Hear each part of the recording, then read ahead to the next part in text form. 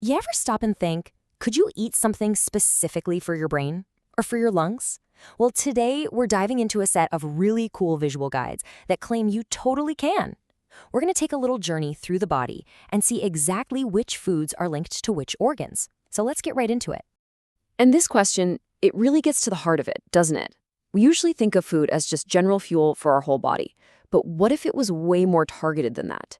What if the carrots on your plate were, like, sending a direct message to your eyes? That's the core idea we're exploring today. And according to these guides, the answer is a big, resounding yes. So come on, let's take a visual tour of the human body, starting from the top and working our way down to see exactly what food-to-organ connections they're talking about. All right, first up, we're starting at the very top with what you could call the command center. This is all about your brain and your eyes. You know, the two organs that are basically in charge of processing the world and telling the rest of you what to do. So let's take a look at these two critical systems. The guide we're looking at suggests that a handful of key foods, once packed with things like healthy fats and antioxidants, can directly support how they function. Let's see what they are. First, the brain. The guide points to 4 power foods. You've got walnuts, which famously look like a little brain, and are packed with omega-3s. Then there's eggs, great for something called choline, which is vital for memory. Flax seeds, another great omega-3 source. And, of course, blueberries, famous for those antioxidants that help protect our cells. Okay, next up, our eyes. Now, we've all heard that carrots are good for your vision, right? That's probably because of their beta-carotene.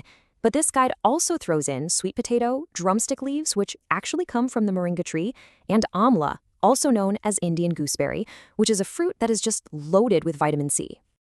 So, moving down from the command center, we're now entering what we can call the body's engine room. This is where we'll look at the organs doing all the heavy lifting, the filtration, the processing, the transport, basically the machinery that keeps us running.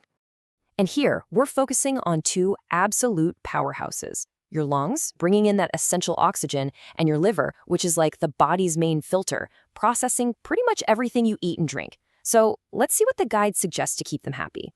First up, the lungs. So the guide lays out 4 key ingredients to support our respiratory health, and one of them comes with a little bit of a mystery. Okay, so this is where it gets a little interesting. There's a small mix-up in the original image. It lists turmeric, black pepper, and tulsi, which you might know as holy basil.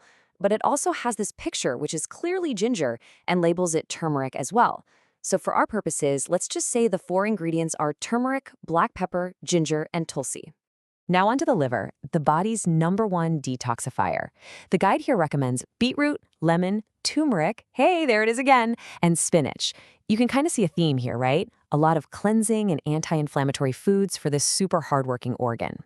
And that brings us to the last pair in our engine room tour, the systems that actually absorb all the nutrients and then ship them out everywhere they need to go. We're talking about your gut and your blood. So for gut health, the source points to curd, buttermilk, bananas, and fenugreek. You'll notice this list is really heavy on probiotics and fibers, 2 things that are almost always linked to a healthy digestive system. And last but not least, for blood health, the guide highlights iron-rich foods like beetroot and drumstick leaves, plus antioxidant-packed pomegranate and sesame seeds. And that wraps up our tour of the individual organs. But, you know, the real aha moment comes when we start connecting the dots. See, just listing all these foods organ by organ is useful, but it's really only half the story. The real power in a guide like this shows up when we start to look for patterns. And that brings us to our final section, putting it all together. Now this is where it gets really cool. When we pull back and look at all the guides together, we find these multitaskers, single foods that are recommended for multiple body systems. Check it out. Beetroot helps both the liver and the blood. Drumstick leaves support the eyes and the blood. And turmeric? It's recommended for both the liver and the lungs.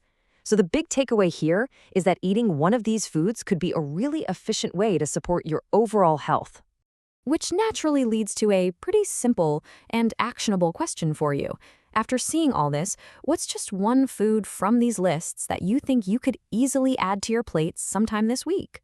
So the big idea to walk away with is this. It's a shift in how we think. Maybe food isn't just fuel that we burn for energy. Maybe it's information, a set of instructions that we're sending to our cells and our organs with every single meal. That's a pretty powerful thought to chew on. Thanks for joining me.